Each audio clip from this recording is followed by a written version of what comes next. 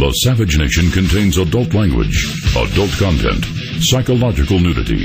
Listener discretion is advised.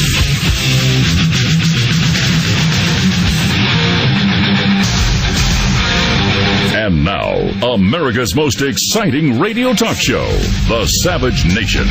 Talk radio for the thinking person, home of borders, language, culture. And here he is, Michael Savage. We are hitting ISIL harder than ever. Coalition aircraft, our fighters, bombers, and drones have been increasing the pace of airstrikes, nearly 9,000 as of today. Last month in November, we dropped more bombs on ISIL targets than any other month since this campaign started. We're also taking out ISIL leaders, commanders, and killers, one by one. Well, I never felt more like singing a blues. It is the Savage Nation. It's an entertainment having Obama in the White House. Play this, because this is all we got left. Is old rock and roll. Well, I never felt more like crying. Don't like it. No, there's a better version. I don't want to hear this. There's another version of I Never Felt More Like Singing the Blues, and it's not by this guy. That's the one. Who is this? Guy Mitchell. That's the better one. First heard it when I was 15, and I was singing the blues every day. All right, whatever. Turn it off. I'm not in the mood for that either. So Obama gives a speech, you see, about how he's beating ISIL. ISIL. You know, you don't know whether this guy's talking about the weather in Sierra Nevada, icicles, or an Islamo-fascist enemy that threatens to engulf the world with its hatred. So lackluster that all you can do is laugh at him, because that's all he's worthy of is laughter. But I guess his ratings have gone up. That's the main thing. All that matters is his ratings are higher than Trump's. Trump is at 41%. Obama, I think, is at 141%. Because the level of stupidity has never been higher in the United States of America. And when you consider the immigrants who don't speak English, his popularity can be 200% for all we know, since they don't know what he's saying. Just that he looks good in what he's saying, and that's the important thing. Anyway, what do you want me to talk about? Here it is. Here are the 5 stories that I chose to discuss today. Obama Hanukkah party attacks Islamophobia and calls for justice for Palestinians. That's right.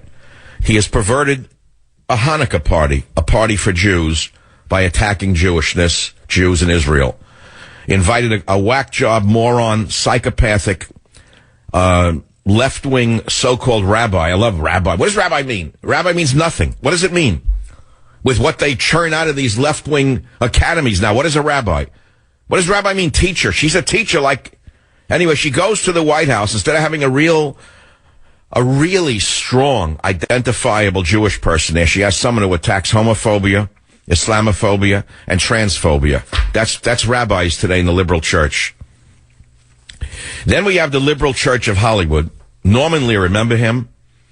The man who created People, I think he created All in the Family, Meathead.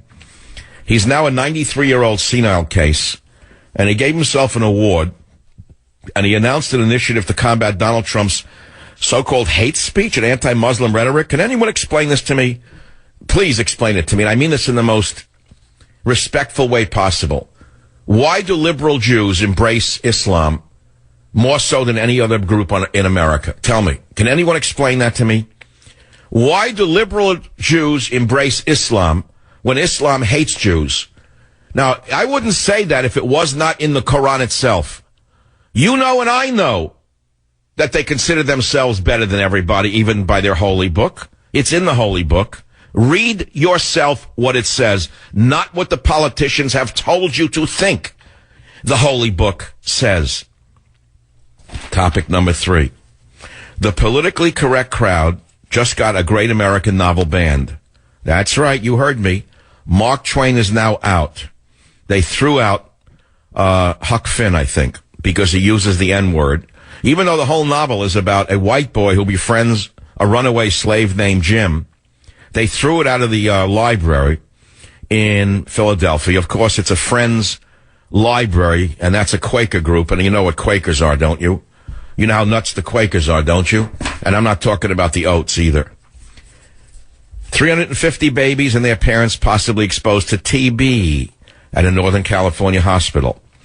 They won't identify the nurse with TB, but now all of the infants and mothers need an antibiotic treatment. The San Jose Jerk-Your-Knee News reports that Santa Clara County officials are trying to track down 350 babies and their parents who may have been exposed to a nurse with TB at Valley Medical Center's Mother and Infant Care Center. I wonder who the nurse is. I wonder if she's documented. Anyone have a guess on that one? Here's another one that is heartbreaking. In New York City, a psychopathic principal has banned the Pledge of Allegiance and Santa Claus. The psycho has replaced Thanksgiving, etc. The new principal, Eugene Jaela Kim, has given PS 169 in Sunset Park, Brooklyn, a politically insane scrub down to the dismay of teachers and parents. They can't say Merry Christmas, no angels, no star because you're going to represent a religious system like the Star of David. Instead, she put in a harvest festival. The teacher's a certifiable maniac. That's New York City schools under de Blasio, the psycho. Here's another one for those of you who think it's all a joke. Are you ready? How long have I, Michael Savage, called ISIS Islamofascism? Like for as long as you can remember? Well, I'm not making this one up. ISIS's Sharia judges ordered the extermination of disabled children. Yeah, turn the radio off. You don't want to hear it. I'm the bad guy. Trump is the bad guy. Not ISIS, not Obama. They're the good guys. Islamic State jihadists have reportedly ordered the execution of children who are mentally or physically retarded, disabled. An horrific replay of the Nazi atrocities that murdered thousands of children with disabilities during World War II. In a Facebook post, the Iraqi activist group Mossel I released a video and reported a fatwa had been issued on the innocents. Are you ready? Hold on to your hat, all you good liberals, because you think that Trump is the problem. You think we on the conservative side are the problem. It's your sickness. It's your mental illness. It's Norman Lear's mental illness. It's liberalism itself. That's the mental illness. Sharia judges have ruled ISIS followers are authorized to kill newborn babies with Down syndrome or congenital deformities in disabled children, the group writes. Naming one of the judges as a Saudi Arabian, his name I will not read. Already, more than 38 infants born with deformities and Down syndrome have been killed either by lethal injection or suffocation in the ISIS strongholds in Syria and in Mosul. And you psychopathic losers want to remove Assad, you sick things, you. Look, liberalism is a very, very serious mental disorder. It's fundamentally filled with moderate terrorists who pose as liberals.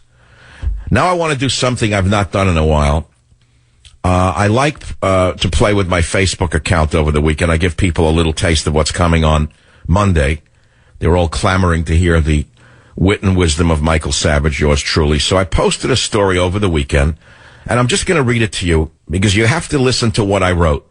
It occurred to me Saturday night I had a satori. Many of you don't know what a satori is, but if you've read Alan Watts or you're an ex-hippie, or let's say if you're at all literate, if you've even read a book, let's say you've read a book in your entire life, you'll know what a satori is. And here's what I wrote after I had a satori about it. Here's what I wrote.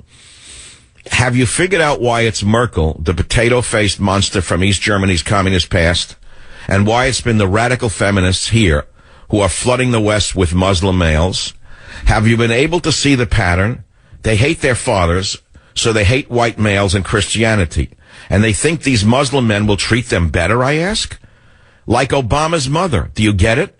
That's Dr. Michael Savage, psychiatric analysis for a Sunday evening. And I got, not a lot of people, but 15,000 people who have a brain and could actually think, responded to it. And some of them were quite brilliant. Some of them were predictable. But the issue is, I actually broke the code on why it's Potato Face herself in Germany and the radical feminists who are flooding America with Muslim males. Incidentally, it's 90% Muslim males of military age who are coming into Germany and into the United States of America. And the part that slays me the most is you watch a show like Homeland, which I did last night, which is one of the best episodes ever, and they know, the people who write that, direct it, produce it, and act in it, they understand the existential threat to the West, and they have produced a drama about it. And they show a group of Muslim refugees, deeply embedded in Germany, part of German life, welcomed in as refugees, who are plotting to release sarin gas in a German subway to poison tens of thousands of Germans and kill them. How is it that liberals who watch shows like this and applaud shows like this cannot connect their fantasy from the reality upon which it is based? Where is the disconnect? I ask myself. I don't expect an answer. But those are the questions that plague me in this time of madness in the world, in the West, which is committing suicide at a pace I could never imagine would have appeared in my lifetime. I'll open the lines up now to 855-400-7282, 855-400-SAVAGE. I don't know if I want to take calls on that, but here is another one for you if you just tuned in. Here is Obama perverting the entire meaning of Hanukkah, using a Jewish celebration fundamentally for children called Hanukkah to attack all of our values, call for justice for Palestinians, and attack anyone who stands up to radical Islam as being Islamophobic. Are you ready? Here is the person he chose to speak at our White House and pollute it with her insanity. Clip number 3. I stand here to light these lights to say no to the darkness of Islamophobia and homophobia and transphobia and racism and anti-Semitism and all the other isms that dare to dim our hope. And I stand here, like President Rivlin said. All right, turn it. I can't listen to it. I just ate lunch and I'm getting sick. Her voice alone is enough to make me insane. I can't listen to it. Look how Obama continues to insult Jews. Instead of inviting an upstanding Jewish man, a real man, a Jewish man who understands the meaning of Hanukkah, who can explain it to the people, he invites this sick creature who, not only that, but she insults Muslims, incidentally. She puts Islamophobia, homophobia, and transphobia in one breath. So she's saying transsexuals and homosexuals and Muslims are all one to her? You talk about a brain that is screwed up? All right, that's the opening to the show. If you like what you heard, there'll be more when I return, right here on the Savage Nation. Blue Monday, how are you, Blue Monday? Got to work, like a See, this is the real start to the show. What you heard was the pre-show. This is the real show starts now. So let me give you a warm, cuddly Christmas story. This should make all of you good Christians in America feel good. Illegal aliens who fled over the border, broke into our borders, undocumented minors, they're called by psychopathic social service liberals, have been given a welcome. And they broke into America, and Friday afternoon, the first of hundreds of the illegal aliens from Mexico were checked into a camp and conference center in Texas, in Ellis County. They were assigned nice, clean rooms with white sheets, given dinner, and they have an indoor pool to swim in. And you wonder why they're running out of Mexico? They don't have to work, by the way. No, wait, it gets even better. The illegal alien teens are coming in. They're getting the swimming pool, the sheets. They're getting education and recreation. They're getting soccer. They're getting arts and crafts. Yeah. And in Dallas, attorney Domingo Garcia says he's organizing lawyers willing to represent the illegal alien invaders in immigration court.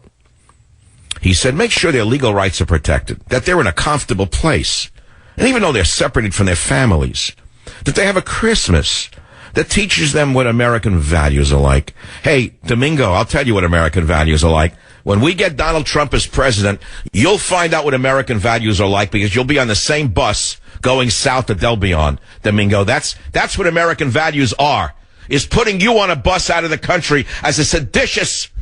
See, I didn't mean to do this. I apologize in advance. That's an American value. It's called protecting your borders, language, and culture. Not giving a bunch of invaders a swimming pool and a soccer camp. What kind of nation is this?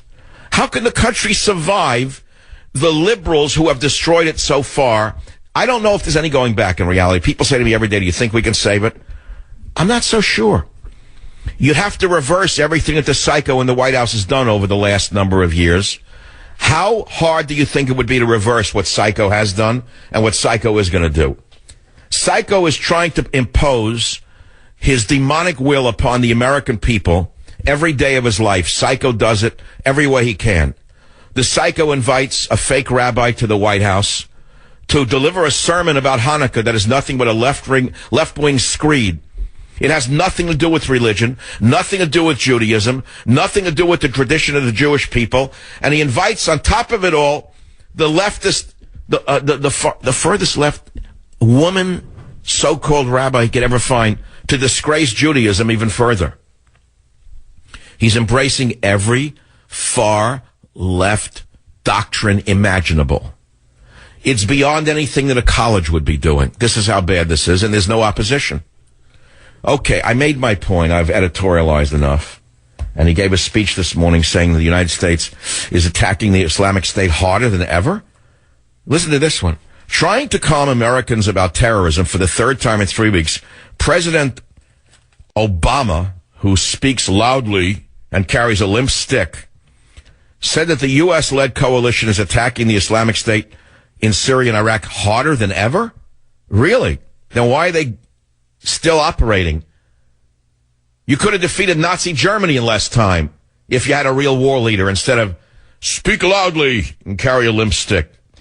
The only people that Obama saves his viciousness for are the American people, the taxpayers, and those in the Republican Party who don't knuckle under to him.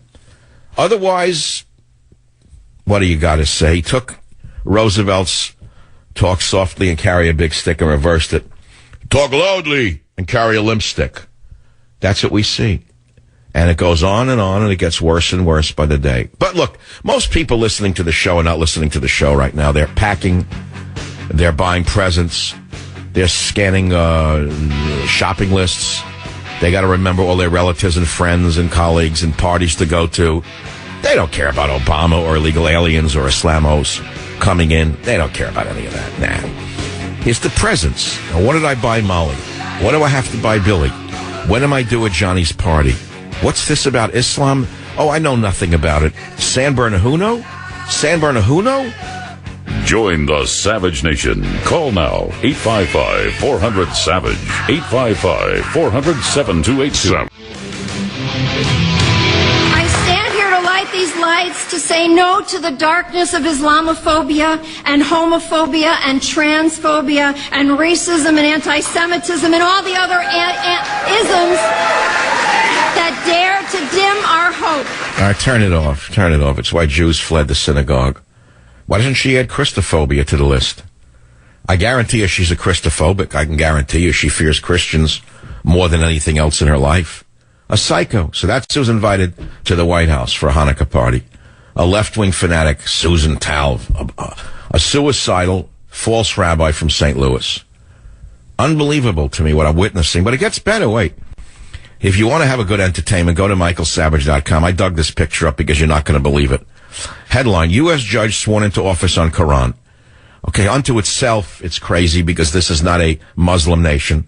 It's founded on the Bible, not on the Quran. But aside from that insanity, wait until you see what she wears on her head. Looks like a dead cat. She's wearing something on her head that looks like a dead leopard skin or a dead cat. Take a look at the fool. New York's newest 7th municipal court judge for the, I don't know where that is, for the 7th municipal district court judge for the Brooklyn borough, a Muslim woman, has turned to the Quran to swear in to her seat. Now, the question is it even legal to swear in on a Quran? When did that become legal? But secondly, she looks deranged. She's wearing a dead cat on her head. Looks like a leopard skin. Well, what is this about? What is this, a mockery of what a judge... If you were doing Saturday Night Live 15 years ago, and you wanted to mock what America would look like when everyone had... Let's say someone released a gas that made everybody crazy and smile all the time. This is the picture of this face you'd put on that television show. If you were doing a Saturday Night Live skit in the year 2000, showing what would happen when a psychopathic left-wing college professor would become president... You'd put the picture of Obama on Saturday Night Live and everyone would have a screaming laugh. There wouldn't be an actor who would not be laughing hysterically, rolling in the aisles. You get the picture. You get the picture. When did this nation become a Muslim nation that you can swear on a Quran? I mean, is that legal? When did that become legal? I don't get it. Let's see, Trump 41%. You know, I am so bored of these polls. I'm sick of it already. This thing with the caucus in Iowa. I'm heard on a large station in Iowa, right? What's my biggest station in Iowa? Come on, guys. You worked for the show for 2 years. I'm a big affiliate in Iowa, so I want to tread very carefully here. Using Iowa as a bellwether for what's going to happen when human beings in a diverse America, a multicultural America, not, let us say, overweight white pig farmers or cattle farmers or wheat farmers go to the polls, doesn't make sense to me. Why in the world is everyone paying attention to New Hampshire or Iowa when America is no longer, it's not 1864 or it's not the antebellum time. What in the world is wrong with you people? And the biggest joke is that idiot, Jake Dirty Tapwater. This guy is so desperate for attention, this loser on CNN, that I swear to God, Saturday he started standing in an empty room in Las Vegas at a hotel where the debates are going to be tomorrow night, standing there in an empty room with a countdown clock. This is how desperate CNN has gone to ratings. Saturday night, Jake Dirty Tapwater was standing in an empty room in the Venetian Hotel, freezing his ears off with a headphone microphone like there was a crowd, blabbering on and on about nothing, with a clock counting down when the debates are going to begin. Now, I understand they're using Wolf Blitzowitz to be the debate moderator, which is a scream. How did the Republicans let this happen? Now, I can tell you what it's going to be. Someone asked me, what do you think's going to happen? I said, what, do you have to be a genius to figure it out? I had him laughing on the phone last night. I said, here's what's going to happen. Blitzer's going to start attacking Trump by saying, well, first question will go to Donald Trump. Mr. Trump, isn't it true that you recently called for the banning of Muslims coming into America? Do you still stand by that, Mr. Trump? Now, my answer to him would be, Wolf, let me ask you a question. How is that you, as an Israeli Jew, are so much in favor of invading America with Muslims that you rather attack me than ask yourself whether your liberalism is a survival mechanism or a suicidal mechanism? Wolf, I throw the question back to you. Why is it not legal for a candidate to throw a dirty question back at a host in a debate? Where did it become like you can't do it? That's what I would do. I mean, I would fight fire with fire. I wouldn't answer any of his questions. I'd throw them back at him. Wolf, how could it be that a man like you, whose ratings have plummeted severely, are still on television? Why are you not performing balloon tricks at an old age home in West Palm Beach, Florida? Wolf, how is it that you're still on television when you well know you're past your prime and no one believes a word you're saying? Wolf, isn't it true you've been a registered Democrat all your life? What gives you the validity to ask me anything, Wolf? And these are just the light things I would say. I'd get probably much hotter than that. I wouldn't put up with it. But I actually advised Donald Trump not to even go to the debate. An empty chair would give him a higher rating than going there and being abused by Chris Christie, the blimp. They're going to all attack him. That's all they're going to do. And then what's the difference about these debates? What difference do they really make anyway? How come they're giving Hillary Clinton a pass who destroyed the whole Western world? Old Blitzer, I'd say, Blitzer, how come you're so tough with me and you don't ask one question about Hillary Clinton's disastrous foreign policy with regard to the Arab Spring? How is it that you can be so biased and blind and still be in business, Wolf? I don't understand. Those are the questions I would ask. But the Republicans don't seem to get it because they're part of the establishment. They want the amenities of the election. You know, one day I'm going to do a little show on how much money they make off these things. You don't understand this. You ask, why would a guy like Christie or some of the others still be in the campaign when their numbers are so low? Do you have any idea how many tens of millions of dollars are coming into their campaign funds just for staying in the elections? You say, well, I know, but they can't touch it. Oh, no, they can't touch it. But it's sort of like a government within a government. What they do with that money is they spread it around amongst friends and cronies and family members, polling data, travel, this, that. tens of millions of dollars. Do you know how much money is made by the ad agencies and the bundlers on these things? Which is why they keep people who will never ever make it to the final tape in these campaigns. Anyway, what is this about the primaries that matter? Do you really care what happens in Iowa? Do you care what happens in a little state like New Hampshire? Do you think New Hampshire represents what's going to happen in America?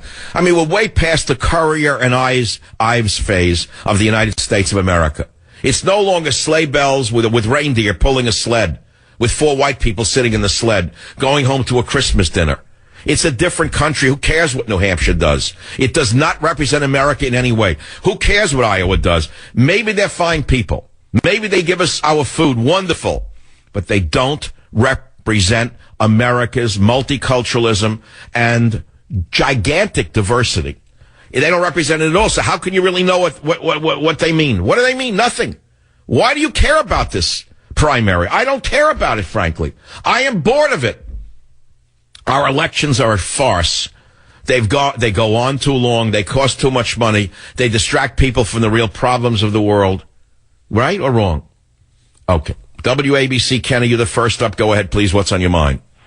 All right, Michael. And you know what? First of all, if members of the American military saying "Onward, Christian soldiers," they probably get court-martialed. And you are right. These primaries it's an industry. It's a cottage industry. Tremendous amount of money changes hands. Iowa and New Hampshire have no significance whatsoever to America, to the future. Kenny, you're obviously Kenny. You're a talk radio listener. You really eat, drink, and sleep politics. Do you care about these primaries at all? No, these primaries were always linked up, so the establishment... Do you care about poll numbers that show Trump up, Cruz down, Trump up, Christie down? Do you care about any of those poll numbers at this point? I don't. I don't even watch the debates. They might as well throw pies at each other. I couldn't even care less. I might watch if they threw pies at each other. I'm actually not going to watch. I'm not going to watch the debate tomorrow night. I've finally been invited to a holiday party at a Ferrari dealership, which I'm going to go to. I want to see the new cars. I'd rather look at the new cars than Chris Christie. I mean, I'd rather go look at new cars. What do I want to go there for? You know, I'll take the dog to a car showroom. You know, Kenny, all I do now is I watch car shows. I'm so bored of the news. I find either I watch a boxing match or a car show. I can't take it anymore. I don't watch any of the news channels. I mean, I'm not that interested in shoes and lipstick, so I don't watch Fox News. Okay. I'm not interested at all in Wolf Blitz's politics and the stupidity of the women on CNN. And secondly, they wear very ugly shoes on CNN. You know, they really ought to get a new shoe advisor on CNN. Maybe their ratings would go up. The worst makeup, the worst shoes, the worst hairdos in the history of the media. I don't know if I want to talk about any of this. Here's some headlines. It gets better. Obama eyes Cuba visit, says Castro is not an ideologue. Your president is so sick in the head that he thinks that you're not going to know who the dictators are. They're not an ideologue. President Obama is planning a visit to Cuba to see dictator Raul Castro, and he's calling him not an ideologue. Now, this is the same day that they put 300 dissidents in prison. Obama said, my hope is that sometime next year we look at the conditions there and we say, you know what? Now would be a good time to shine a light on progress that's been made, but also maybe to nudge the Cuban government in a new direction. What does he mean by that? Okay, Navy's newest ship, the USS Milwaukee, breaks down at sea. There you go. How's that for the military-industrial complex? It cost, what, $330 million or something like that? A combat ship, the USS Milwaukee, was commissioned in November. It broke down at sea on Friday, had to be towed. Oh, God. If this doesn't symbolize the new Navy on the Mavis, and had to be towed more than 40 miles to a base in Little Creek, Virginia, the Navy Times reported. The ship constructed at the Marinette Marine Corps shipyard in Marinette suffered an engineering problem while en route from Halifax, Canada to Mayport, Florida, and then ultimately its home port of San Diego, according to a post on the Navy Times website.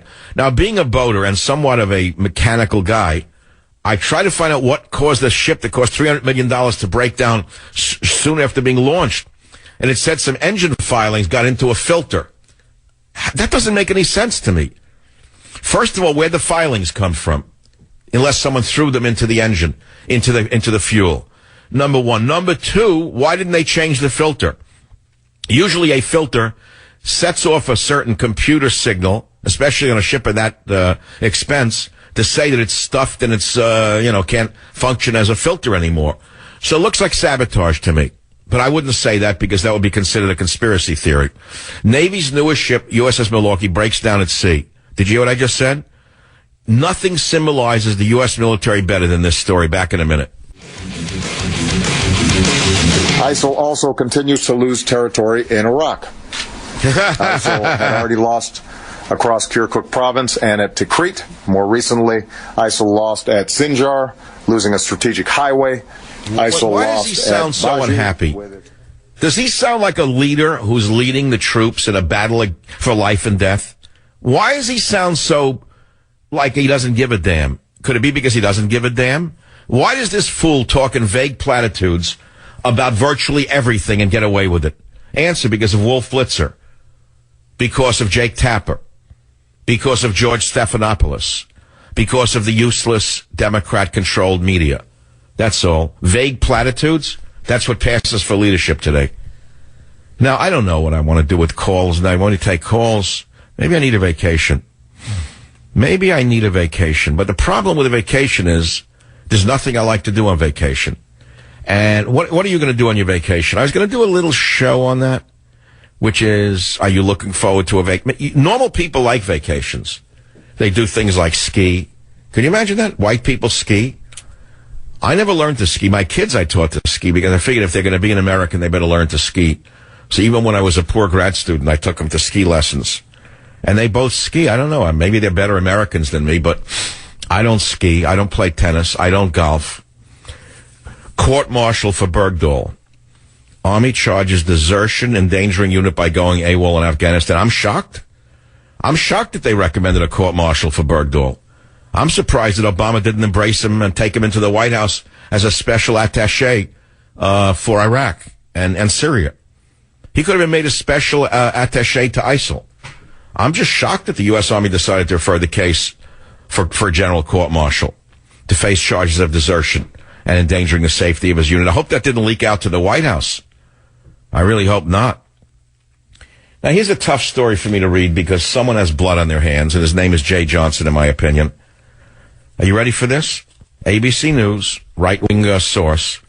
Secret U.S. policy blocks agents from looking at social media of visa applicants, former officials say. Fearing a civil liberties backlash and bad PR for the O administration, Homeland Security dunce Jay Johnson refused in early 2014 to end a secret U.S. policy that prohibited immigration officials from reviewing the social media messages of all foreign citizens applying for U.S. visas. During that time period, immigration officials were not allowed to use or review social media as part of the screening process. As a result, the witch from San Bernardino, the face from hell itself, couldn't look worse than that one in the headscarf that stares out at us, that ugliest face in the history of humanity, the one who machine gun innocent people at a Christmas party, slipped through. Tashfeen Malik passed through 3 background checks, even though her social media posts were sympathetic to terrorism, and ISIL. All because Obama's hand-picked Department of Homeland Security dunce, Jay Johnson, feared a civil liberties backlash and bad public relations. Why is he not fired? Do you agree with me that Jay Johnson, don't call the show, you know he should be fired. You know if we had a legitimate government, he never would have been appointed. That's number one. But aside from that, if we had a legitimate government, the hearings would have been occurring now from the idiot dunce Republicans, and Johnson would be on the hot seat, and they'd recommend he be fired. He has blood on his hands, and he still has his job. And Obama says we're attacking the Islamic State harder than ever. Platitudes and lies. Lies and platitudes. Join the Savage Nation. Call now, 855-400-SAVAGE. Savage.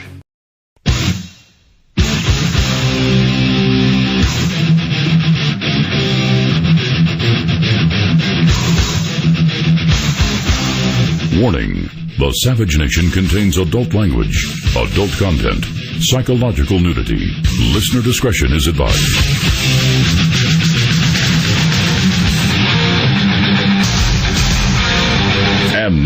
America's most exciting radio talk show, The Savage Nation. Talk radio for the thinking person, home of borders, language, culture. And here he is, Michael Savage. Blue Monday, how are you, Blue Monday? Got to work, like a slave all day. Here come Tuesday. We're not even at Tuesday yet. The dumb debates are tomorrow night. With, of all people on earth, Wolf Blitzer interrogating Republicans, they've learned nothing. And frankly, I don't know why Donald Trump is even appearing. He's so far ahead in the polls. He doesn't need to be raked over the coals. I would recommend that he not even go there and that there'd be just an empty slot and let the others attack him without him being there. I don't get it. I'm not going to watch them. I'm going to go to a Christmas party at a dealership, a new car dealership, and that's it. I don't want to. How many times can I look at this garbage? It's nothing. It's a distraction. It's nothing. The president's been elected already. They selected Hillary. She won. Now go home. Go and wrap your Kwanzaa presents. They picked her. It's over. That's all. It doesn't matter that she screwed up the whole world. It doesn't matter that her Arab Spring policy produced the millions of refugees, displaced them all over Europe, broke our borders open. It doesn't matter that millions of unaccounted dollars go into the Clinton Foundation. She is the next president of the United States, the best I can tell. I don't know what the charade is here. Actually, I do know what the charade is. The charade is to make you think that there's an election. The charade is to give you hope. The charade is to keep you from revolting. The charade is just another charade. They select the president. Nobody elects the president in the United States. I don't know how long this has been going on, but I suspect for quite a long time. It's a selection process, not an election process. And the New World Order has selected her to finish the bull off. Right now, Obama, for 7 years now, has been using his picadors to torture the bull, the American bull, to poke us with their left-wing sticks.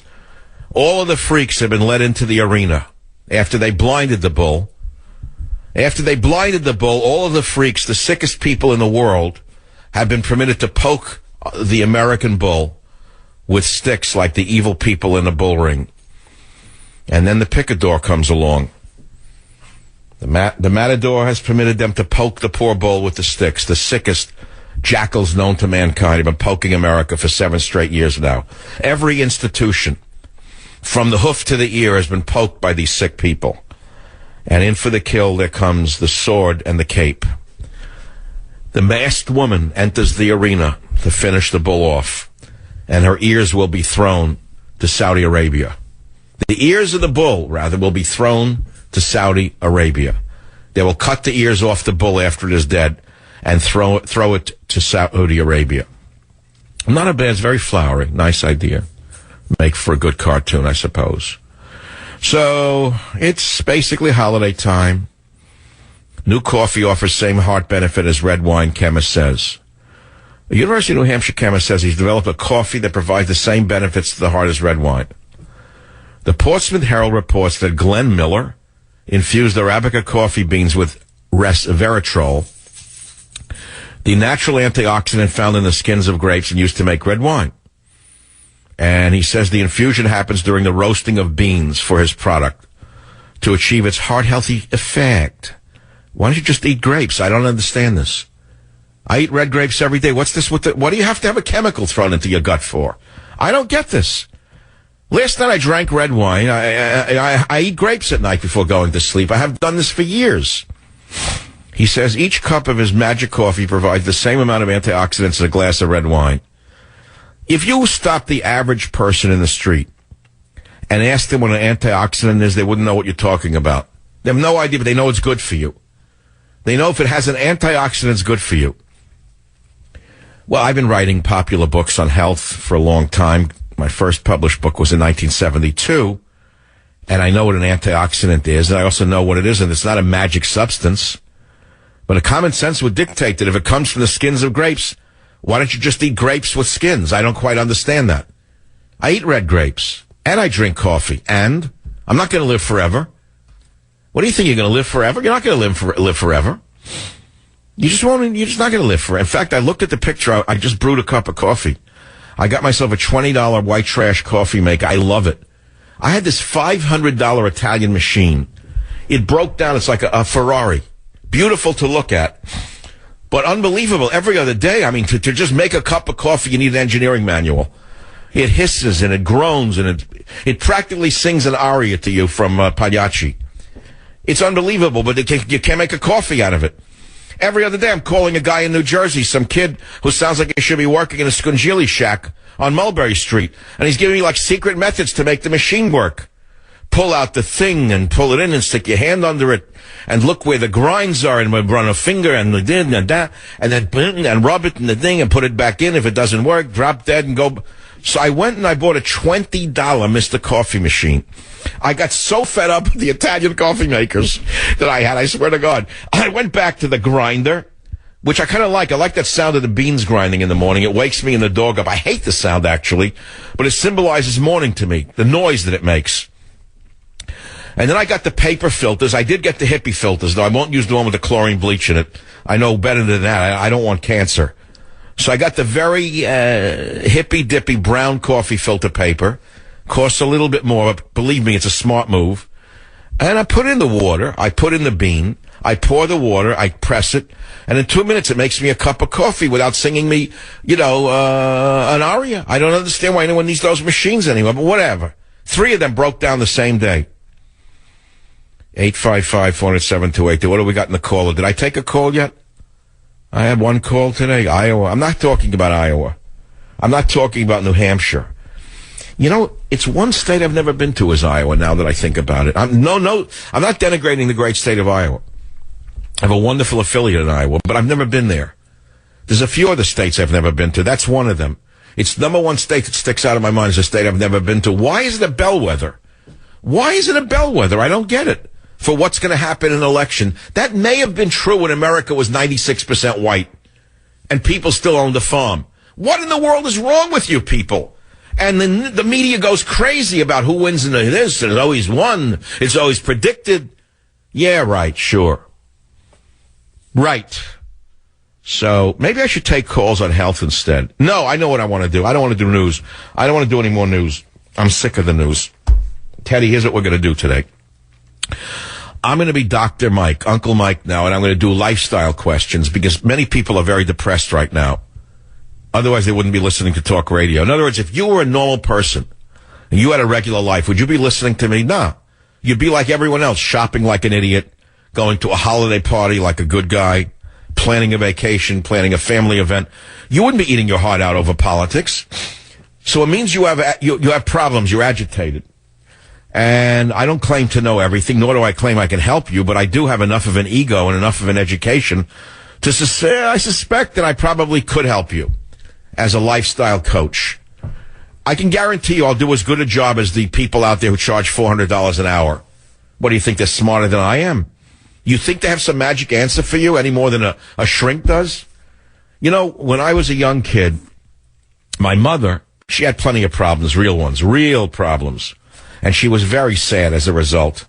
And I know she needed a therapist, but there was no such thing in those days for poor people. No, no one would go, and then they were ashamed of it if they admitted they had mental problems, or issues, rather, put it that way, or the need to talk to someone. So she would say to me, a little kid, she'd say, Michael, she says, I think that anyone doesn't need a psychiatrist. What they really need is a good friend to talk to. What does a kid know? Your mother tells you that, so it's true. Guess what? It's true. The older I've gotten to realize that if you have a good friend that you can talk to, you don't need a psychiatrist. A, they're not charging you. B, I'm talking a good friend. I'm not talking about someone casual. If you got something that's bothering you on your heart, and you want to get it off your heart, right? Off your chest, so to speak, you talk to a friend. I mean, it comes at the end of the day. Don't you feel better? So I think I'm going to be that friend right now. I'm going to try it for the next segment on the Savage Nation. I'm sick and tired of politics. So are you. And I want to just do life coach stuff. So since we don't have time to screen the calls, which will take about 12 minutes per call, I'm just going to take a call. I'm going to stab in the dark. Which one of the calls are not anything to do with politics? I don't even know what numbers. I'm confused now because I got lights on and no calls and the screen and this and that. I don't want line. All right, line one. What's on your mind? Go ahead, please. Line one. Nothing. Hello? A blank job. Yes, go ahead. What's on your mind? Oh, so I'm 18 years old. I just graduated from high school, and I'm interested in how do you get through your days knowing what's going on with America today? Good. Now there you go. Now that's a legitimate question. It's very difficult. Obama's destroying every cultural value in the society. He's destroying every American value that he possibly can. He is pillaging the nation, wrecking the economy, destroying the military, destroying the family, destroying the church, destroying the whole meaning of Judaism. Is that what you mean by how do you get through a day? Yeah, I see it, and I feel. I know you see it. As an 18-year-old, you are facing double-barrel shotguns filled with these lead pellets of hatred from the sickos who are running the schools. You're asking me a question for which the answer is already built into it. I face it by talking about it on the radio. My question is, how do you face it when you have no one to express it to? Right. I'm not going to ask you for examples of what it is that has you agitated, because I pretty much can tell you it's the schooling that you're getting around you. Correct? Yeah. So what do you do to cope? Well, I'm actually going through a bit of a phase. I'm starting to kick away the hobbies that I've done, and I'm trying to focus on finding a job that can sustain me and a family that I want to create.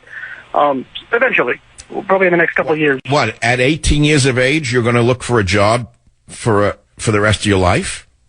Well, education for a job, a career. All right. So let's back up. Are you in school right now? Yes, I go to community college. And what are you studying? A general community college? All right, good. That's a starting point. And do you hope to go to a so-called four-year college to listen to the anti-American, anti-male, anti-Christian screed that passes for liberal arts education today, or you're going to skip that? I want to skip it. However, that's kind of where you need to focus on a technical degree. Why don't you just go and get a technical degree in something real and useful instead of something put out that is nothing but a piece of paper with pollution on it? All right, that's the end of that. I have nothing more to say to them. 855-400-7282, michaelsavage.com. Government Zero, the book. Do I have any lifestyle questions? I have lots of them. I don't know if I even want to talk about that. I don't want to talk about politics. I don't want to talk about life. I think I need a vacation. I think I'm going to take tomorrow off. That's what I'm going to do. I don't care about this anymore. Right now, I don't care. It's like something happened over the weekend in my head. You know why? Well, there's 100 reasons why. They signed a climate agreement that has no meaning whatsoever and congratulated themselves on it. That's number one. Idiots. Then the moron today gives a speech about ISIS and a new plan against ISIS. He sounded like he didn't even mean it. Not one word that he mumbled had a meaning. Nothing. Did you listen to him? We have it. Trump says I'm the opposite of a demagogue. I want to make our country safe again. I'm tired of hearing that. I don't want to hear platitudes from anybody. Norman Lear says this. Donald Trump says that. Obama lists the ISIS leaders killed. Tells those living you are next. Really, he's naming them? Oh, okay. Let's hear clip 17. Maybe I'll feel better. We are hitting ISIL harder than ever.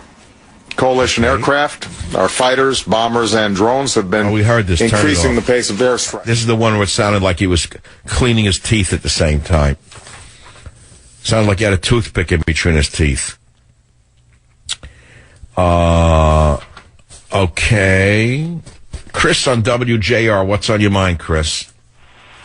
Hey, Well, I appreciate it very much, but I don't promote anyone else's show on mine. Let them promote their own show. I'm glad Lou has such a strong fan base. They want to calling other shows to promote him.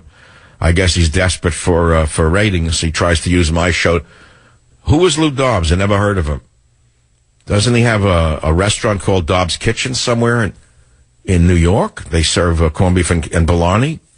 Corned beef and bologna. I'll be right back.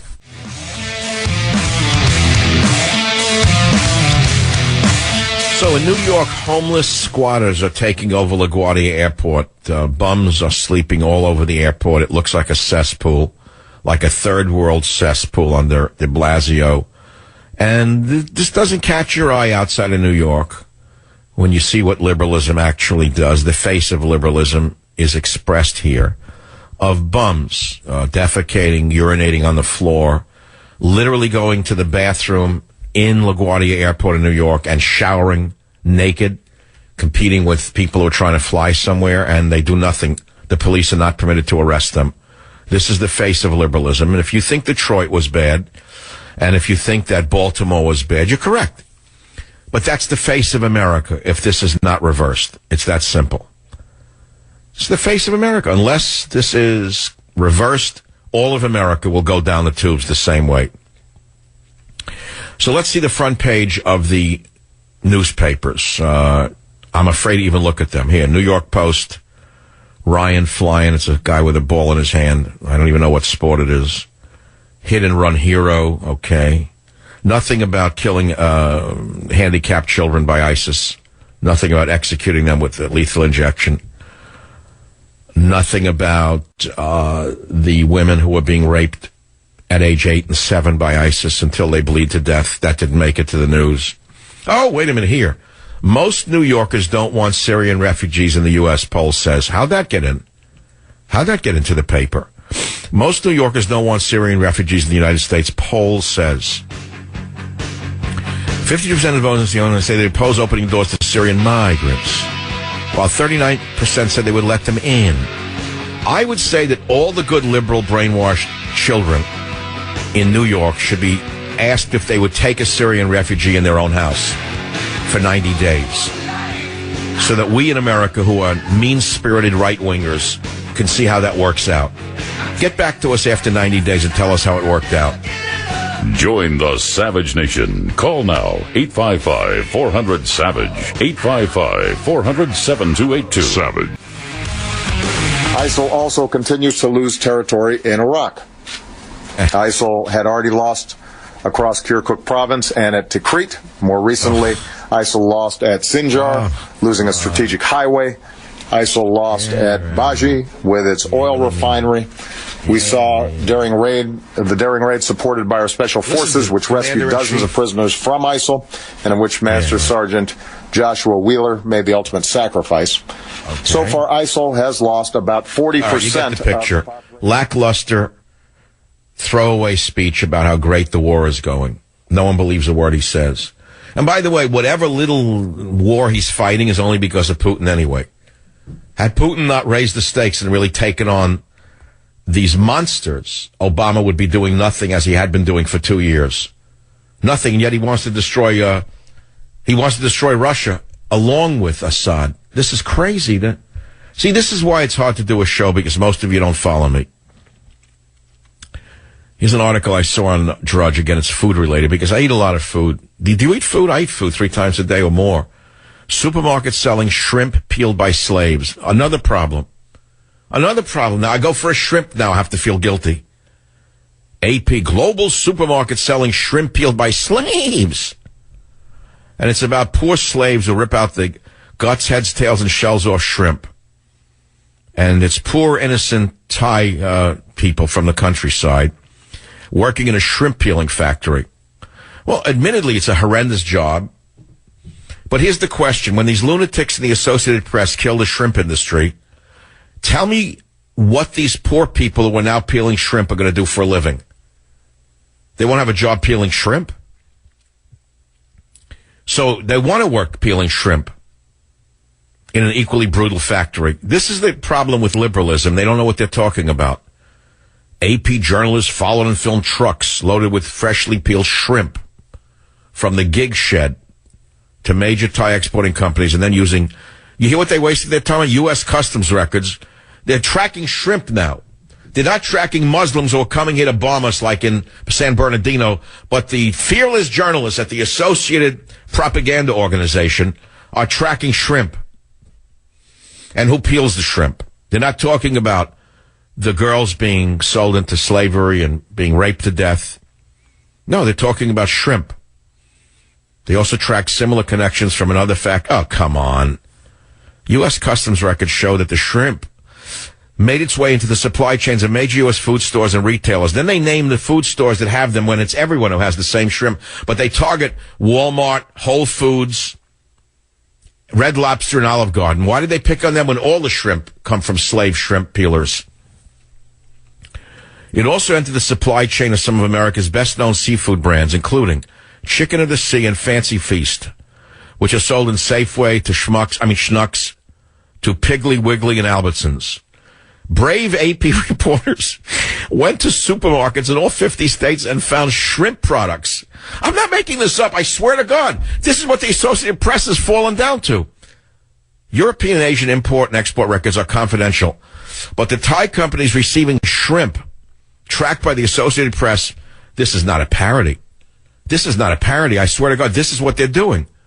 They're not tracing Muslims who are coming in to blow us up or to shoot us up. They're tracing shrimp. Abuse is common in Samsut Sakun. An international labor organization report estimated 10,000 migrant children ages 13 to 15 worked peeling shrimp. Well, I think there's only one answer, which is to bring them in and give them indoor swimming pools. We should bring in the 10,000 shrimp peelers from Burma, take them out of the evil gig peeling factory, put them on big transports run by, let us say, UPS, who are bringing in the Muslims, on UPS planes that are coming back empty, and bring them into facilities with nice hot pools. They can play soccer. They can do lacrame. And then America will be facing its values again. Because they were illegal workers, the owners constantly threatened. This is an article, like 5,000-word article, 10,000 words, about shrimp peelers. This is their big problem. Not about girls being raped until they bleed to death. I keep repeating that till you eventually hear it. There's a saying in advertising, you have to repeat something 5 times till people actually hear it. Do we have the soundbite, Robert, from Friday, the most important sound of last week, that nobody else in radio played that I know of?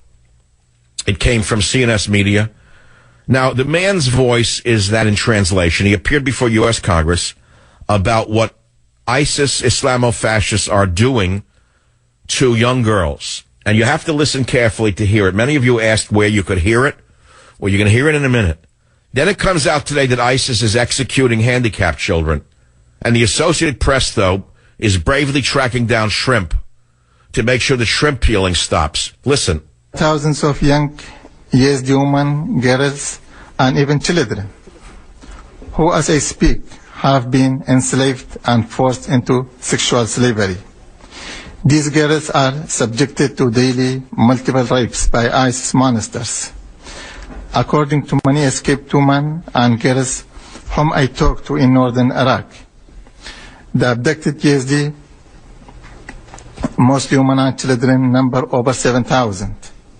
Some of those women and girls have had to watch 7, 8, and 9-year-old children bleed to death before their eyes after being raped by ISIS militia multiple times a day. Let's stop right here. I can't listen to anymore because the next one's worse, where the parents come crying for their little children. They're fed a meal by the ISIS monsters, and then they laugh at them and say, "You've just eaten your child. We turned it into a stew." You say they're making it up, right? Why? Because Norman Lear didn't tell it to you? Because Obama the liar didn't tell it to you? Because John Kerry the false prophet didn't tell it to you? Infidels, please. Infidels, do you know what real tragedy is? It's not peeling shrimp. It's watching a 7-year-old girl being raped to death in Syria by monsters worse than Hitler. That's what real trouble is. All right, let's take some calls. Mike calling on the internet. I ask for lifestyle questions. I'll try to be Doc Savage, your older brother or your uncle, and no longer exists in America. Mike, line 7, go ahead. What's your question? Oh, yes. Hi, Dr. Savage. With all that's going on in the world, and especially, the country, how can I, try and find hope and inspiration just in everyday things? I've been having a lot of depression and trouble sleeping.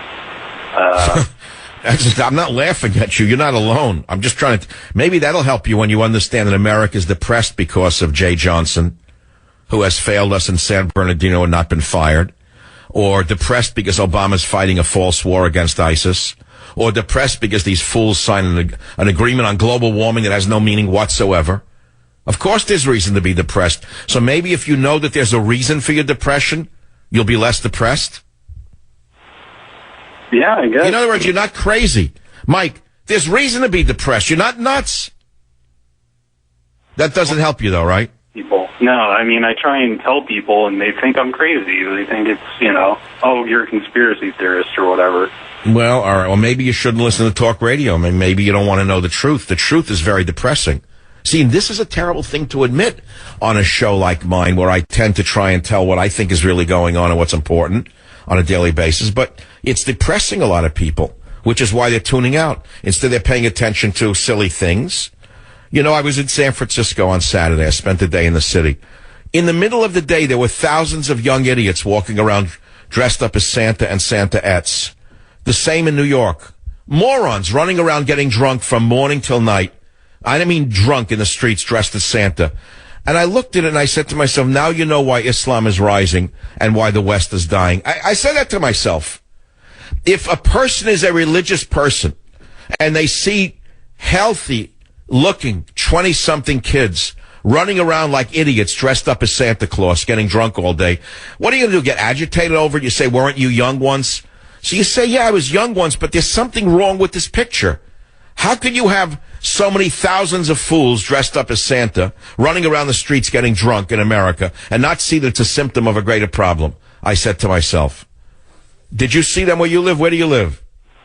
Oh, I live in Arizona, but yeah, I mean, like... And there were no drunk Santas wandering around the cacti?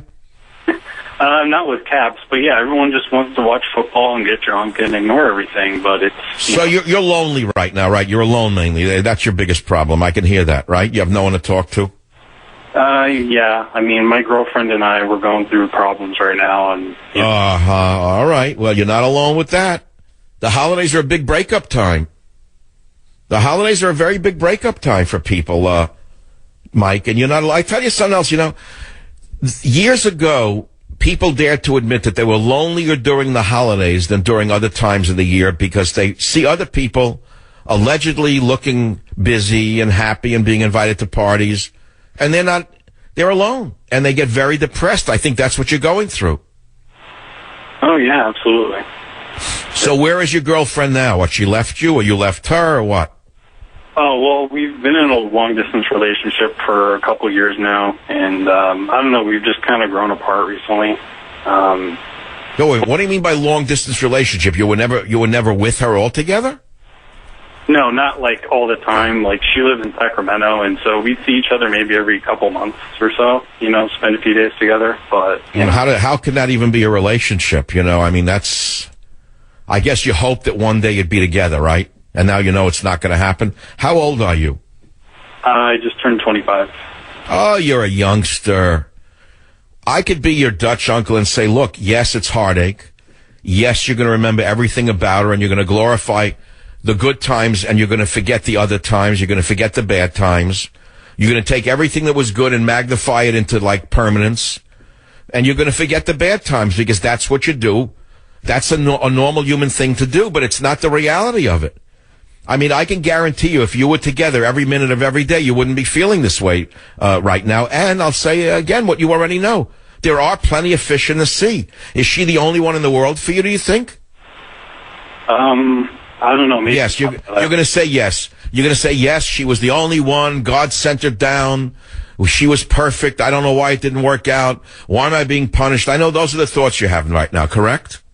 Yeah, I guess. I mean, I'm not laughing at you. Don't get me wrong. I'm not trying to be a cynic here and mock you like a guy who's just I'm not laughing at you. Heartache is real. Heartache is as real as it comes. But you have to remember that it's also based upon a false remembrance of a relationship that hardly existed. Yeah, I guess that's true. I mean, we talked every day. It's not like, All right, so you missed the companionship even on the phone. I get that. She was a part of your mental landscape. So you don't even have the buddy anymore, the phone buddy, right? Not as much now. We still do you, Mike, hold on. I don't want to spend all day on this, but you're as important to me as anyone else. So let me ask you this. Do you have friends outside of that girl? Yeah, a couple. Not very many, but a couple. All right. No one has very many. You have one or two people you could say you're close enough to express your pain to? Yeah, sure. Do they know about what you're going through? Not really. I try. No, because you see, you're a typical guy, and you don't want to admit it. You don't want to sound like you're feeling this because you won't think you're as much of a male, right? Yeah, Right, and I get it. Look, I'm an older guy. You can tell me these things. The thing is that you think that other guys don't go through these things. You're afraid to admit it. Let me tell you something. If a guy's really your friend, he should have the time for you to sit down with you and have a beer and say, look, I'm really sick right now. My heart's killing me. I'm not together with her. I remember all these things, and talk it through. It'll take a while. It's not going to happen with one night. Then eventually, here's what's going to happen though, Mike. He is not going to get tired of hearing it. You're going to get tired of hearing your own voice whining about the loss of this girl, and you're going to stop doing it.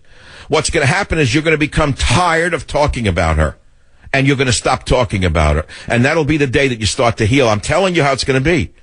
The all-knowing Savage just saved you from heartache. It's not going to go on forever. Mike, it's not going to go on forever. Right now you think that there's a chasm that you will never, ever cross. You're on one side, she's on the other, and there's nothing but a canyon that falls down into Hades itself. It's not the way it is. It's not the way it is. There are other people out there. You can find them. If you found one, you can find another. It's not like you're a guy who's alone who never had a girlfriend. Am I correct? You're not like a real weirdo loser. Oh, well, before her, I did never have a girlfriend. I was in my early 20s, and she was my first. So, I mean, that's probably... Oh, so it's even worse because you think she's the only one, right?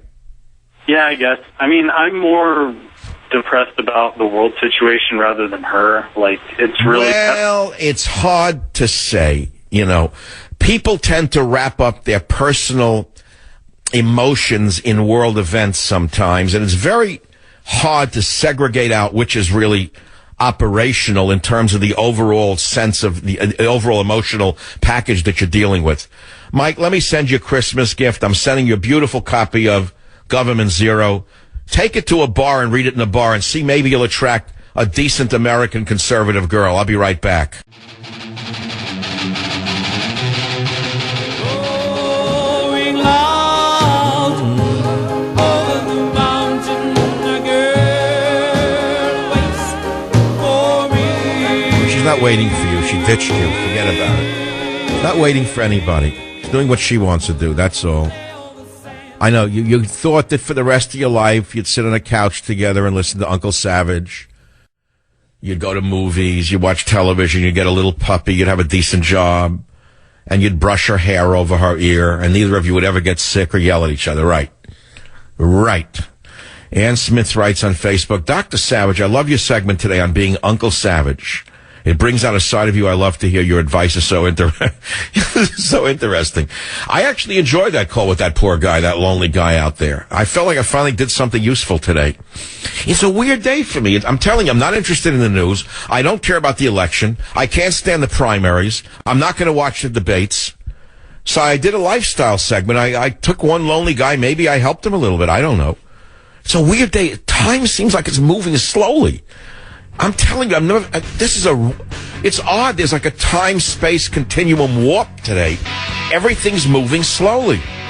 I don't know. Maybe I should have stayed in bed this morning, but the dog had to pee. I would have slept another 2 hours. I didn't want to get up. It was freezing.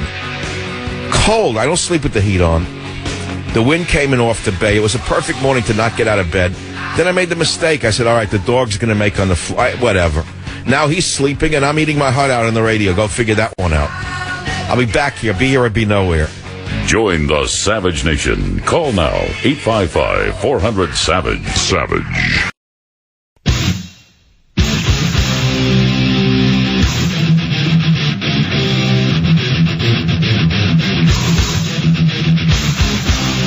Warning.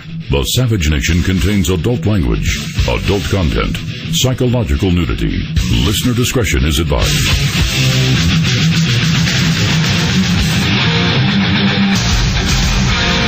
And now, America's most exciting radio talk show, The Savage Nation.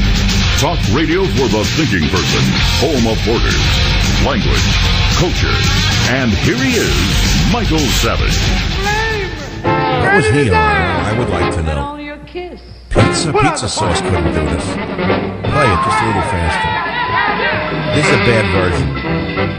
This was like a live job. Probably in a bad nightclub in Cleveland somewhere. Go ahead, play it. It's a bad one. I never liked him. Turn it off. I'm getting a headache listening to him. There's one piece that's manic-y enough to play. It's like Gene Krupa on the drums. You know, it's so fast and frenetic, and it lights your brain up for a minute. But if it's a bad version in a club in a little town somewhere, forget about it. It doesn't work. Welcome to the show, hour 3, bingo. News, forget it. Not interested. Whatever news I was interested in, I did already. And there is no breaking news. It's like Jingle Bells already. The brains are shut down. Jay Johnson still has his job, even though he failed us with San Bernardino and how many other terrorist events, because he didn't want to upset anybody by looking into their social media. He still has his job. 7-year-old girls are still being raped to death in Iraq, and Obama says nothing about it. Said they're worried about shrimp peeling. So that's why I shifted to something else, which is lifestyle. I'm going to be Uncle Mike, because the news is so depressing and boring, and you've all heard it anyway, and what's the point? So, if you would like me to be Uncle Savage and answer your lifestyle questions, I'll give it a shot. 855-407-282. No one else in the history of radio could do this. Maybe you don't like it, maybe you do like it. I like it, if I can help you. WJR, Steve, go ahead, please. You're on the Savage Nation. Hey, I'm a new listener, and I just heard you talk to that young kid. I've been divorced twice, and I just wanted him to know that, take care of yourself, exercise, read your Bible, and you'll get through it. I mean, I really appreciate doing what you're doing. I'm so grateful that I've found you on the radio. Well, let me ask you, Steve, hold it. You divorced twice. The advice I gave him, don't you think it's true, though, what I said? Absolutely. In other words, he thinks it's the only girl in the world, and that he lost her, he's never going to meet another one. That's not true, is what I'm saying. It's not true at all. Now, but you got married twice. I'm on my third marriage. Oh, God. Well, we don't want to go there, but does it all start out the same way with, like, you think it's going to be roses forever? Absolutely. So what goes wrong in a marriage? Where does it start? She brushes her teeth in front of you, and that's the beginning of the end? I think we all... I got to tell you something. If you want your marriage to last, I highly recommend not 2 sinks in one bathroom, but 2 bathrooms. This is the biggest breakdown point in any relationship, is sharing a bathroom. Yeah. No, I'm serious. When did your first marriage break down? What happened? Oh, geez. Just immaturity. Okay, second marriage. What caused that to come apart? Oh, man. Some of the same things, partying a little too much, just a little too much stupid living. What, like Santa outfits on Saturday morning, getting drunk, whatever? So now you think this is the right one, this third marriage? Absolutely. We're both Christians. She has a heritage from Armenia, and we're very much into our spirituality with Christ. And are you also of Armenian heritage? Scottish. I'm sorry, I couldn't. Are you also of Armenian heritage? Scottish and the Netherlands. So what does the Armenian part of her heritage have to do with you? Well, I just love the bump on her nose, and I just wanted to... Oh, come on now. Are you being serious? So you like Semites, do you?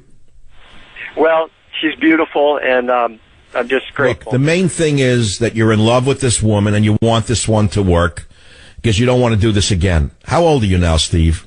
I'm 52. Oh, you're not a kid. You see, you have the voice of a 30-something. It must be all those good drugs you used all those years. That helped you retain your youth. All right, but in your 50s, you're not going to make the same mistakes you made in your 20s and 30s, are you? Absolutely not. All right. So what advice would you give to a young guy out there in his 20s whose girlfriend left him, and he's lonely and he's depressed and he thinks it's the world's problems when it's really his own emotional problems that are getting to him? What would you tell him to do?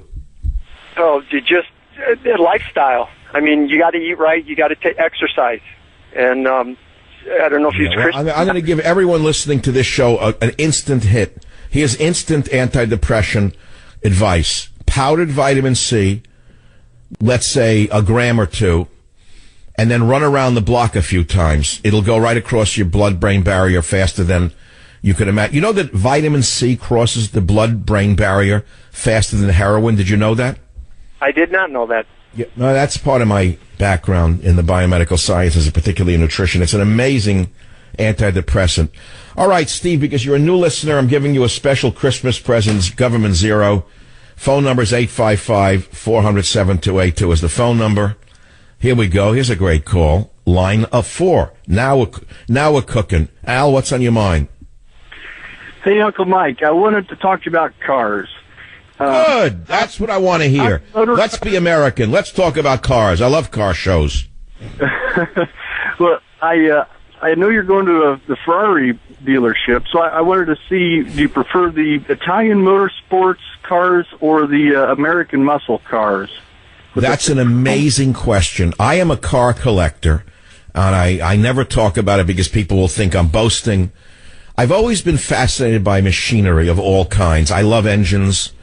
I like motors, and I've always loved cars that are special. Okay, let me tell you what I have now. My daily driver is a car I bought new in 2008. It's a 12-cylinder Mercedes S600. This is the workhorse. It's the greatest car I ever owned. 0 to 60 in 4.5 seconds. This thing is a tank. It is a tank. And I got to tell you something else about that car. The gauge steel that they used in it is much different than the new ones because I drove a new one and it's too light for me. So that's number one. I hear that these cars are going to become collector cars because they were built better than the new ones. That's a little inside story. Okay, now as far as cars go, I own a Dodge Hellcat, which I got last year courtesy of Chrysler Motor Car Company, one of the first in America. All black, astounding car. It was almost too fast to drive. You had to really learn how to drive that thing. It sounds better than any car I've ever driven. I keep it in the garage. I rarely drive it. I love that car. Greatest car ever made. Love it. But the handling is nowhere near that of the Mercedes. I got to tell you that right now. The Mercedes goes over like curves and come off the Golden Gate Bridge. The thing lopes over the broken road rather than bounces into them. And there's a great difference. In a straight line, though, you can't beat that Dodge. The sound of it is awesome. It's an astounding car.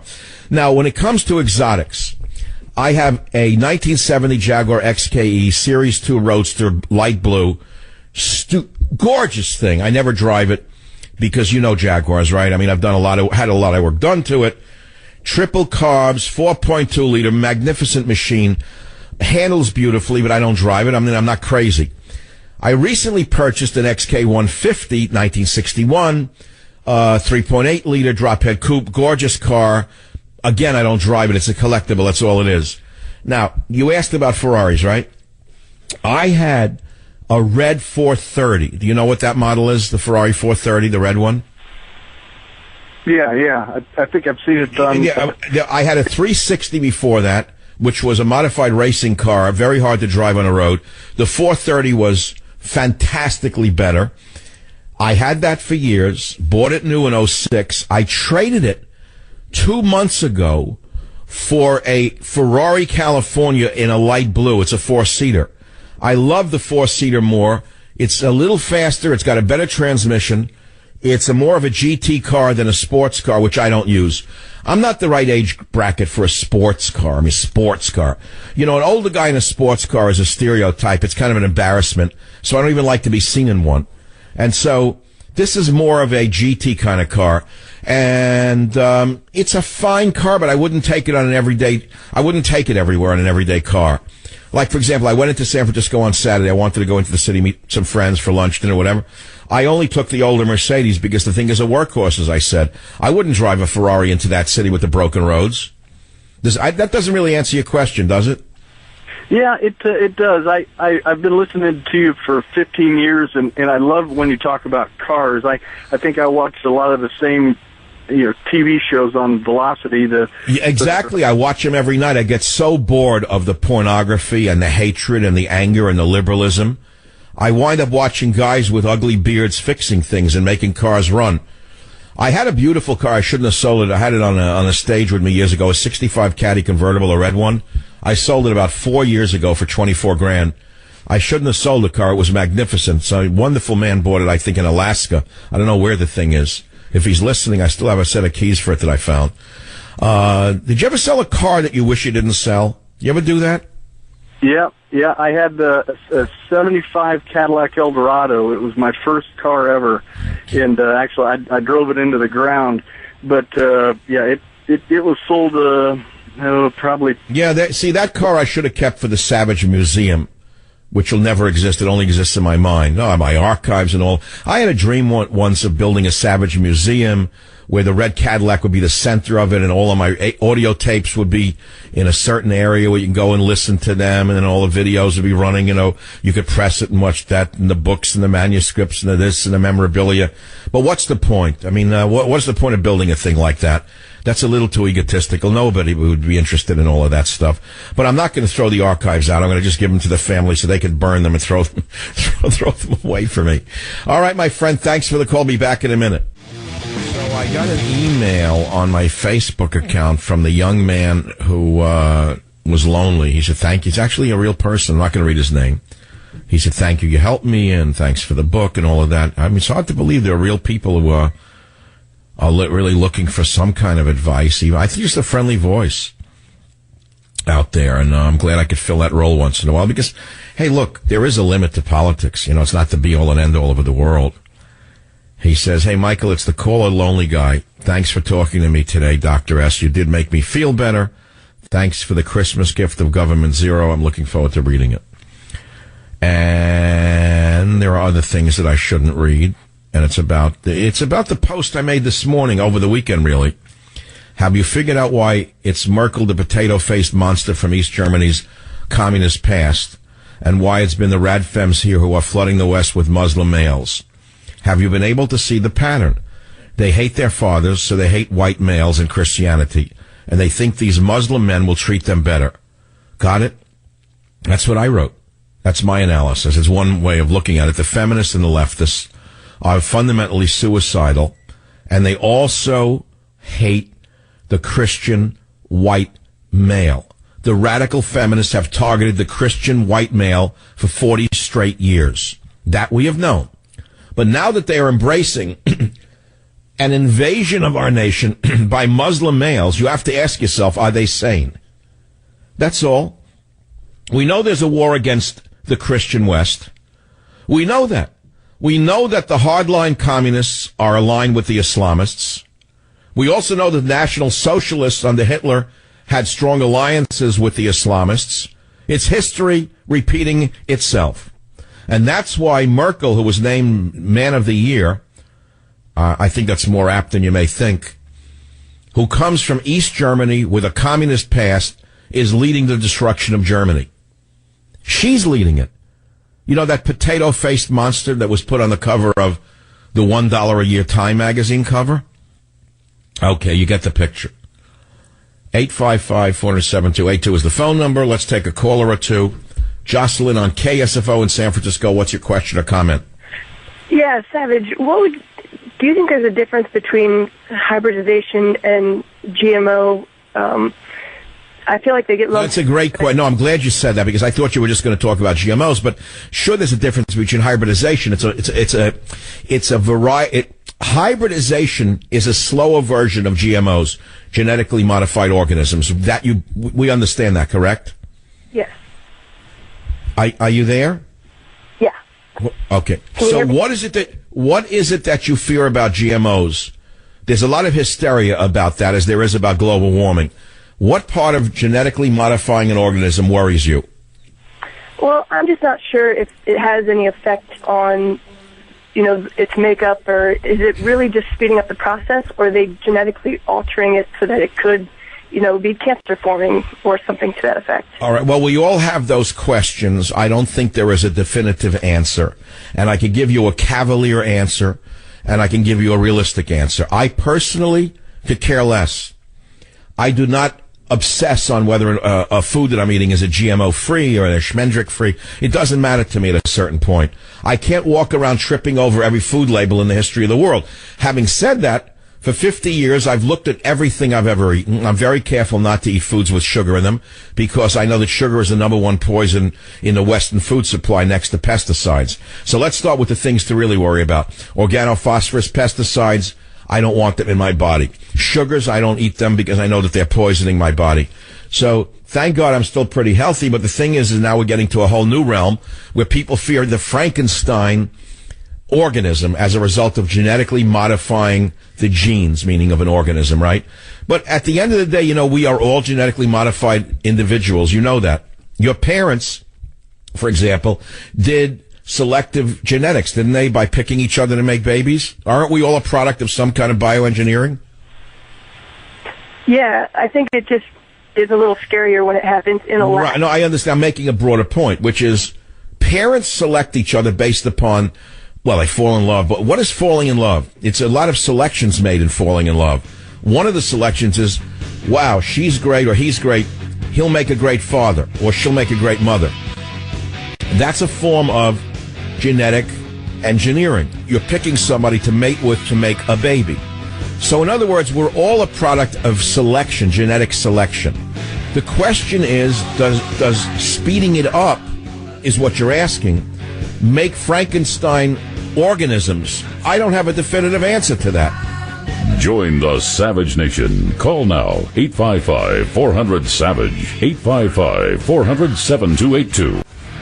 Let me give you a warm, cuddly Christmas story. This should make all of you good Christians in America feel good. Illegal aliens who fled over the border, broke into our borders, undocumented minors, they're called by psychopathic social service liberals, have been given a welcome. And they broke into America, and Friday afternoon, the first of hundreds of the illegal aliens from Mexico were checked into a camp and conference center in Texas, in Ellis County. They were assigned nice, clean rooms with white sheets, given dinner, and they have an indoor pool to swim in. And you wonder why they're running out of Mexico? They don't have to work, by the way. No, wait, it gets even better. The illegal alien teens are coming in. They're getting the swimming pool, the sheets. They're getting education and recreation. They're getting soccer. They're getting arts and crafts. Yeah. And in Dallas, attorney Domingo Garcia says he's organizing lawyers willing to represent the illegal alien invaders in immigration court. He said, make sure their legal rights are protected, that they're in a comfortable place, and even though they're separated from their families, that they have a Christmas that teaches them what American values are like. Hey, Domingo, I'll tell you what American values are like. When we get Donald Trump as president, you'll find out what American values are like because you'll be on the same bus going south that they'll be on, Domingo. That's what American values are, is putting you on a bus out of the country as a seditious... See, I didn't mean to do this. I apologize in advance. That's an American value. It's called protecting your borders, language, and culture. Not giving a bunch of invaders a swimming pool and a soccer camp. What kind of nation is this? How can the country survive the liberals who have destroyed it so far? I don't know if there's any going back in reality. People say to me every day, do you think we can save it? I'm not so sure. You'd have to reverse everything that the psycho in the White House has done over the last number of years. How hard do you think it would be to reverse what Psycho has done and what Psycho is going to do? Psycho is trying to impose his demonic will upon the American people every day of his life. Psycho does it every way he can. The Psycho invites a fake rabbi to the White House to deliver a sermon about Hanukkah that is nothing but a left-wing screed. It has nothing to do with religion, nothing to do with Judaism, nothing to do with the tradition of the Jewish people. And he invites, on top of it all, the furthest left woman so-called rabbi he could ever find to disgrace Judaism even further. He's embracing every far left doctrine imaginable. It's beyond anything that a college would be doing. This is how bad this is, and there's no opposition. Okay, I made my point. I've editorialized enough. And he gave a speech this morning saying the United States is attacking the Islamic State harder than ever. Listen to this one. Trying to calm Americans about terrorism for the third time in 3 weeks, President Obama, who speaks loudly and carries a limp stick, said that the U.S.-led coalition is attacking the Islamic State in Syria and Iraq harder than ever? Really? Then why are they still operating? You could have defeated Nazi Germany in less time if you had a real war leader instead of speak loudly and carry a limp stick. The only people that Obama saves his viciousness for are the American people the taxpayers, and those in the Republican Party who don't knuckle under to him. Otherwise, what do you got to say? He took Roosevelt's talk softly and carry a big stick and reversed it. Talk loudly and carry a limp stick. That's what we see. And it goes on, and it gets worse and worse by the day. Here is another one for you if you just tuned in. The Liberal Church of Hollywood. Norman Lear, remember him? The man who created People, I think he created All in the Family, Meathead. He's now a 93-year-old senile case, and he gave himself an award, and he announced an initiative to combat Donald Trump's so-called hate speech and anti-Muslim rhetoric. Can anyone explain this to me? Please explain it to me. And I mean this in the most respectful way possible. Why do liberal Jews embrace Islam more so than any other group in America? Tell me. Can anyone explain that to me? Why do liberal Jews embrace Islam when Islam hates Jews? Now, I wouldn't say that if it was not in the Quran itself. You know and I know that they consider themselves better than everybody, even by their holy book. It's in the holy book. Read yourself what it says, not what the politicians have told you to think the holy book says. I want to do something I've not done in a while. I like to play with my Facebook account over the weekend. I give people a little taste of what's coming on Monday. They're all clamoring to hear the wit and wisdom of Michael Savage, yours truly. So I posted a story over the weekend, and I'm just going to read it to you because you have to listen to what I wrote. It occurred to me Saturday night I had a satori. Many of you don't know what a satori is, but if you've read Alan Watts or you're an ex-hippie, or let's say if you're at all literate, if you've even read a book, let's say you've read a book in your entire life, you'll know what a satori is. And here's what I wrote after I had a satori about it. Here's what I wrote. Have you figured out why it's Merkel, the potato-faced monster from East Germany's communist past, and why it's been the radical feminists here who are flooding the West with Muslim males? Have you been able to see the pattern? They hate their fathers, so they hate white males and Christianity. And they think these Muslim men will treat them better, I ask? Like Obama's mother. Do you get it? That's Dr. Michael Savage, psychiatric analysis for a Sunday evening. And I got, not a lot of people, but 15,000 people who have a brain and could actually think, responded to it. And some of them were quite brilliant. Some of them were predictable. But the issue is, I actually broke the code on why it's Potato Face herself in Germany and the radical feminists who are flooding America with Muslim males. Incidentally, it's 90% Muslim males of military age who are coming into Germany and into the United States of America. And the part that slays me the most is you watch a show like Homeland, which I did last night, which is one of the best episodes ever, and they know, the people who write that, direct it, produce it, and act in it, they understand the existential threat to the West, and they have produced a drama about it. And they show a group of Muslim refugees, deeply embedded in Germany, part of German life, welcomed in as refugees, who are plotting to release sarin gas in a German subway to poison tens of thousands of Germans and kill them. How is it that liberals who watch shows like this and applaud shows like this cannot connect their fantasy from the reality upon which it is based? Where is the disconnect, I ask myself. I don't expect an answer. But those are the questions that plague me in this time of madness in the world, in the West, which is committing suicide at a pace I could never imagine would have appeared in my lifetime. The politically correct crowd just got a great American novel banned. That's right, you heard me. Mark Twain is now out. They threw out Huck Finn, I think, because he uses the N-word, even though the whole novel is about a white boy who befriends a runaway slave named Jim. They threw it out of the library in Philadelphia. Of course, it's a Friends library, and that's a Quaker group, and you know what Quakers are, don't you? You know how nuts the Quakers are, don't you? And I'm not talking about the Oats either. 350 babies and their parents possibly exposed to TB at a Northern California hospital. They won't identify the nurse with TB, but now all of the infants and mothers need an antibiotic treatment. The San Jose Jerk-Your-Knee News reports that Santa Clara County officials are trying to track down 350 babies and their parents who may have been exposed to a nurse with TB at Valley Medical Center's Mother and Infant Care Center. I wonder who the nurse is. I wonder if she's documented. Anyone have a guess on that one? Here's another one that is heartbreaking. In New York City, a psychopathic principal has banned the Pledge of Allegiance and Santa Claus. The psycho has replaced Thanksgiving, etc. The new principal, Eugene Jaela Kim, has given PS 169 in Sunset Park, Brooklyn, a politically insane scrub down to the dismay of teachers and parents. They can't say Merry Christmas, no angels, no star because it can represent a religious system like the Star of David. Instead, she put in a harvest festival. The teacher's a certifiable maniac. That's New York City schools under de Blasio, the psycho. Here's another one for those of you who think it's all a joke. Are you ready? How long have I, Michael Savage, called ISIS Islamofascism? Like for as long as you can remember?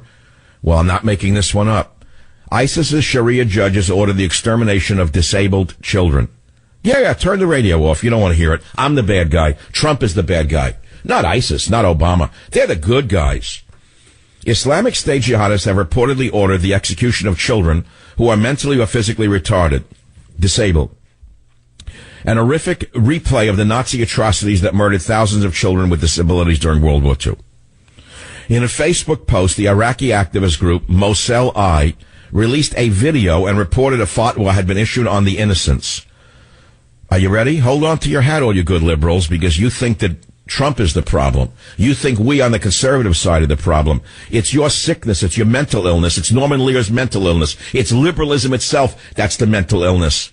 Sharia judges have ruled ISIS followers are authorized to kill newborn babies with Down syndrome or congenital deformities and disabled children, the group writes. Naming one of the judges as a Saudi Arabian, his name I will not read. Already, more than 38 infants born with deformities and Down syndrome have been killed either by lethal injection or suffocation in the ISIS strongholds in Syria and in Mosul. And you psychopathic losers want to remove Assad, you sick things, you. Look, liberalism is a very, very serious mental disorder. It's fundamentally filled with moderate terrorists who pose as liberals. If you want to have a good entertainment, go to michaelsavage.com. I dug this picture up because you're not going to believe it. Headline, U.S. judge sworn into office on Quran. Okay, unto itself, it's crazy because this is not a Muslim nation. It's founded on the Bible, not on the Quran. But aside from that insanity, wait until you see what she wears on her head. Looks like a dead cat.